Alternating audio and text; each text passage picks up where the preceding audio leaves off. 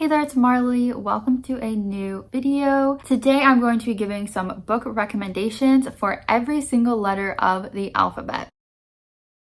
These books are gonna be some of my favorites or just ones I haven't talked about recently, ones that I want to talk about more, that kind of thing. So we have a lot of book recs to get into, so let's just dive right in. For the letter A, I'm going to recommend All of the Colors of the Dark by Chris Whitaker. I feel like this one was mostly popular when it came out, but didn't get talked about on BookTube as much as I feel like it should have. It's a bit of a multi-genre book. It has some historical elements, some mystery and kind of thriller elements, also a lot of like human character driven storylines, romance as well. It was a really beautiful, well-rounded book. It has to do with missing girls, kidnapping, murder mystery, unrequited love, friendship. This book was really moving. It is quite long and it might take you a minute to get into it, but I promise you, once you're in, you will get addicted. You'll read it very quickly and it will be really impactful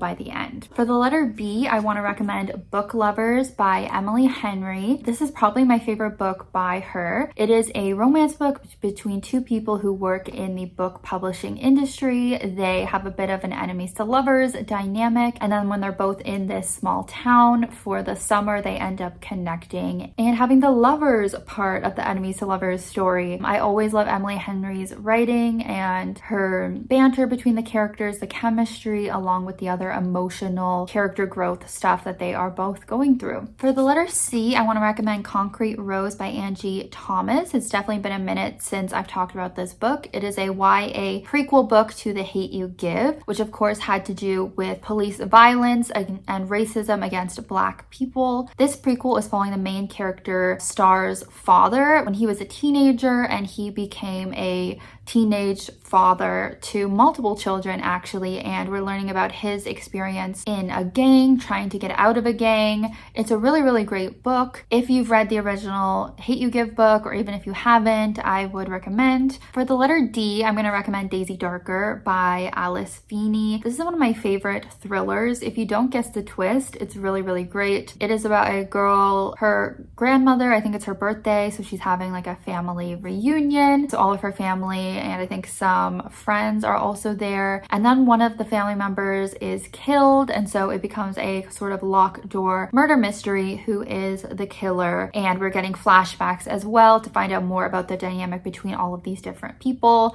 As I said, I was really surprised by this twist, so definitely would recommend this if you want a good murder mystery thriller. For the letter E, I'm going to recommend Emily Wilde's Encyclopedia of Fairies by Heather Fawcett. This is a fantasy book. It is told in like a journal entry style where this girl Emily Wilde is studying fairies. I think it's somewhere in like Sweden or somewhere like that. If you're a fan of like traditional fairy lore, it's really fun. It has like a cozy fantasy element, and we do have a bit of a rivals to lovers situation as well, which is really cute. For the letter F, I'm going to recommend Fool Me Once by Ashley Winstead. It's a bit of an unpopular opinion recommendation. I know some people don't love this romance, but for me, it's one of my favorites. I of course love Ashley's writing and her thrillers, but definitely check out her romances as well. This is about two people who did date in the past, and now they meet again when they're forced to work together on this campaign. There are some political aspects in this book based on their jobs, so now they're just kind of forced to work together again, and I just found the chemistry really good in this book. I really enjoyed reading the couple and their scenes together. For the letter G, I have another YA recommendation, and that's Grown by Tiffany D. Jackson. Tiffany writes really hard-hitting, important YA books. I know all of her books, I believe, are inspired by a real headline in the news in the world. This has to do with a young singer who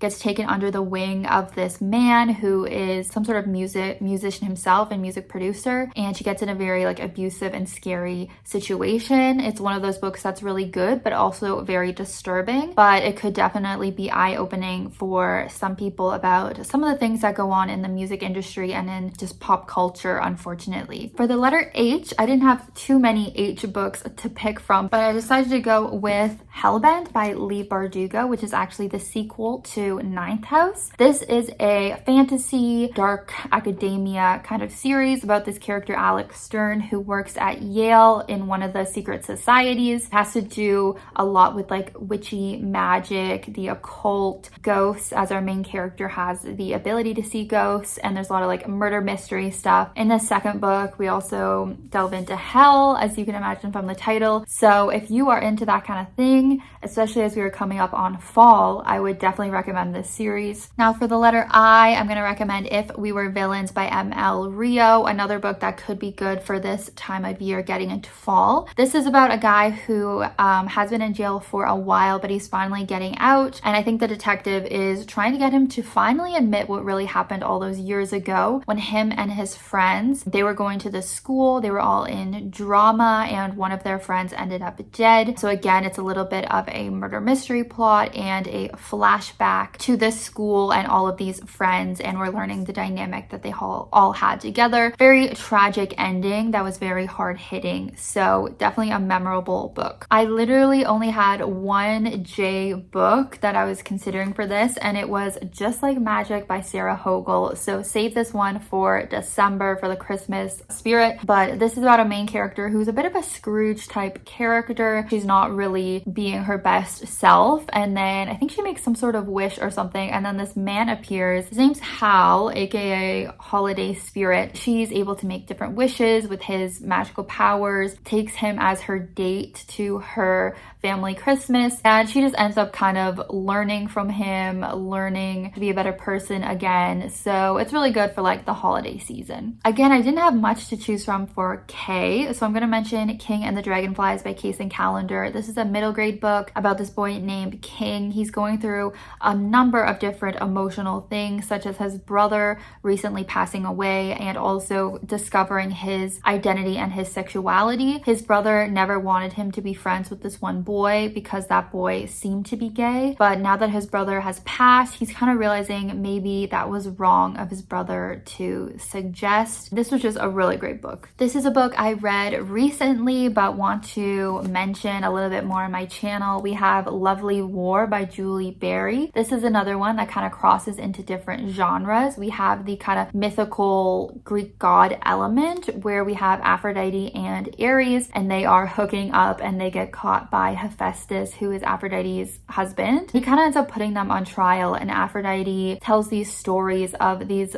love stories that happened during the First World War. So then we have that historical element and we have the romance element as well. I thought it was a really unique way to tell this story, very beautiful. So I'd recommend if you're into historical fiction or you like reading about the Greek gods. For the letter M, there was lots to choose from, but I'm going to recommend Monstrilio by Gerardo Semano Cordova. This is a book I read a couple years ago. It is a literary horror that has just really stuck with me. It's about this family, and the son ends up dying, and the mother takes a piece of his lung and kind of keeps it because she's dealing with so much grief. She ends up feeding that piece of lung, and it does become like a little creature, which they end up naming Monstrilio. It goes on from there. You're following a number of different characters in this family and how they are dealing with the grief and how they're now dealing with this Monstrilio that is in their lives. It's a very interesting book, very beautiful as well. Next up is the letter N, and I'm going to recommend The Night She Disappeared by Lisa Jewell. This is a thriller book, but it has way more to it than just like the murder mystery kind of element, where we have this young couple, they have a child together, and then the mother ends up going missing. And so it takes place a few years later. I think we're following the girl's mother, who now has to take care of her grandchild since her daughter's been missing. And then I think these new people come to town, and that's kind of the catalyst. It didn't just have those kind of thrilling murdery things that most thrillers do. It also had a lot of heart, a lot of emotion to it.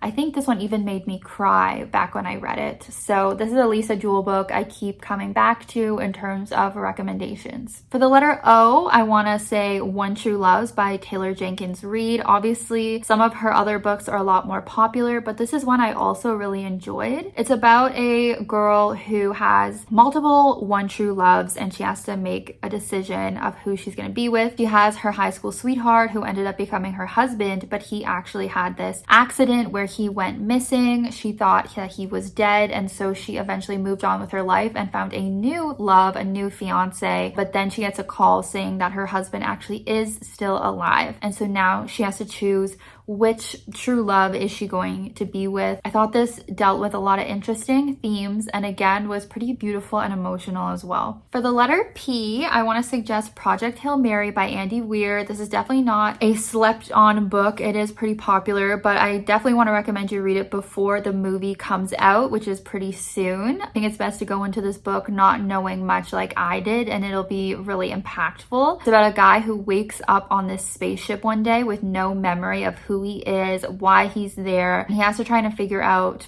what's going on. From there, it's very like exciting. It's very science-based if you're into reading about science and space, but also has some beautiful moments as well. This was the only Q book I really had to mention, and that is The Queen of Nothing by Holly Black. But I don't mind mentioning it because this is the, I think, third book in the Folk of the Air trilogy. So that's the Cruel Prince series. This just has to be one of the most fun YA fantasy series out there. It has to do with fairies. The fairy mythology is quite accurate as well. I feel like some fae books come out these days and they're not really accurate to like the original fairy lore, but this one sticks with it. We have a really fun main character, Jude. She is more of like a morally gray character, which I think is fun to follow. A lot of main characters can sometimes just be very pure and innocent, but she is not. And there's a really fun enemies to lovers romance in here as well. So highly recommend if you have not got to this yet. For R, we have another sequel. It's The Rag Picker King by Cassandra Clare. The first book, of course, was Swordcatcher in her Chronicles of Castellane series. This is an adult fantasy series, the first adult book from Cassie Clare, and I just really recommend it if you are a fan of any of her other books. But even if you weren't, I feel like you should give it a chance. It is quite different from her other books as well. It takes place in this fantasy world where magic has been destroyed, but we have our main character, Lynn, who is one of the few people in this community that still does have her magic. So her storyline is pretty interesting. And then we also have Kel, who is the sword catcher. He is the guard of the prince in this world. He ends up getting wrapped up in some conspiracies and these street gangs, and there's a lot of like crime going on, mystery, and it's very exciting. A book I'll never stop recommending, honestly, is Scythe by Neil Shusterman. This is the first book in a trilogy. It is a dystopian series that should definitely be talked about more. It's about this world where they've basically cured every illness, cured death. Everyone just lives forever, except that they have these people called scythes whose job it is to keep the population down. So they basically just kill people at random. And we have our two main characters who are training to become scythes and end up in a bit of a competition to see which of them will get to be the next scythe. It goes off from there. We really get into this world. It's really, really cool. We have a lot of different characters to follow. Yeah, I loved it. I should reread it. For T, I'm going to mention To All the Boys I Loved Before. This is the box set that I have here. But of course, this is a really, really sweet contemporary romance series for young adults. The movies are really cute too. We of course have Laura Jean, who always wrote love letters to her past crushes, and then someone ends up sending out her letters, and so now she kind of has to face the fact that all of these boys she used to have crushes on now know about her crush, now have received her letters, and she sparks up this little relationship with a boy named Peter. It starts out as fake dating and goes from there. For the letter U, I'm going to recommend The Unhoneymooners by Christina Lauren. I like to say this is one of the first adult romance books I read that really got me into the romance genre. It is about these two people who end up having to go on this honeymoon together when their siblings are no longer able to go. Their siblings are the ones who just got married, so they have to pretend that they are the newlywed couple in order to go on this trip. So we have that fake dating, forced proximity element, but the only thing is these two people hate each other due to like a past misunderstanding, of course. So there's the enemies to lovers element too. It doesn't get too spicy if that's something you don't really tend to like. This is one of the better Christina Lauren books. I feel like they're really hit or miss for me, but this is a win. For the letter V, I'm recommending The Vanishing Half by Britt Bennett. Britt Bennett is a queen. I love her books. She needs to come out with more, but this is a historical fiction about these two sisters. They're both Black, or at least mixed, and they both decide to go on different paths in life. One woman just kind of lives her life as a Black woman. She marries a Black man and so has a fully Black daughter. The other one, because she's white passing, ends up living her life as if she is a white woman, marries a white man, etc. And so we're seeing their lives, and then we're seeing their daughters' lives and how they eventually intersect. If you don't get into it right away, give it a little bit of time because you will get sucked in. Yeah, I just really ended up enjoying it. For W, I'm gonna go with A more recent read of mine, and that is The Wedding People by Alison Espach. This is a contemporary book that was quite fun. It is about a woman who is really depressed, hating her life. She goes to this hotel to actually kill herself, but while she's there, she bumps into the bride and starts chatting with her, developing this friendship, and basically just ends up realizing she doesn't actually want to do that and she wants to kind of restart her life. There is some romantic elements, friendship, just one of those books that's really about the meaning of life, I guess. It also was quite comedic as well, which was a little surprising due to the nature of the book, but because of that, I just really think this book would work for anyone. And then for X, I actually only had one X book that I could mention, and that's XOXO by Axio. This is a YA contemporary book about a girl who is at her uncle's karaoke shop, and she ends up singing with this boy and bonding with him, and then he kind of ghosts her, disappears. But then she ends up moving to Korea to be with her family, and she finds out this boy that she had this connection to is actually a K-pop idol. She didn't realize. And so now she's able to kind of have this new relationship with him, but she has to deal with the fact that like he is a K-pop star, as well as balancing, you know, all these other teenage things that she's going through. So this was a cute book. Then for Y, I had a few options, but I'm deciding to go with Yours Truly by Abby Jimenez because this is one of my 5-star romances. This is about two doctors who get off on the wrong foot because they're both kind of going for the same promotion at the hospital, but then when they start sending letters to each other, they end up actually connecting and deciding to fake date to be a benefit to both of them. So there's a lot of like fun tropes in it, but then it also gets to be very emotional as well as we learn more about what each of these two people are dealing with. So I found it to be a very well balanced romance book that just really worked for me. And that is the whole alphabet, I believe. So that's gonna be the end of this book recommendation video. Hopefully I went through these recs pretty quick. Let me know down below if you like this video, if you got any good book recommendations, and please subscribe for more bookish videos like this in the future. Thank you so much for watching. I'll see you soon in a new video soon. Bye.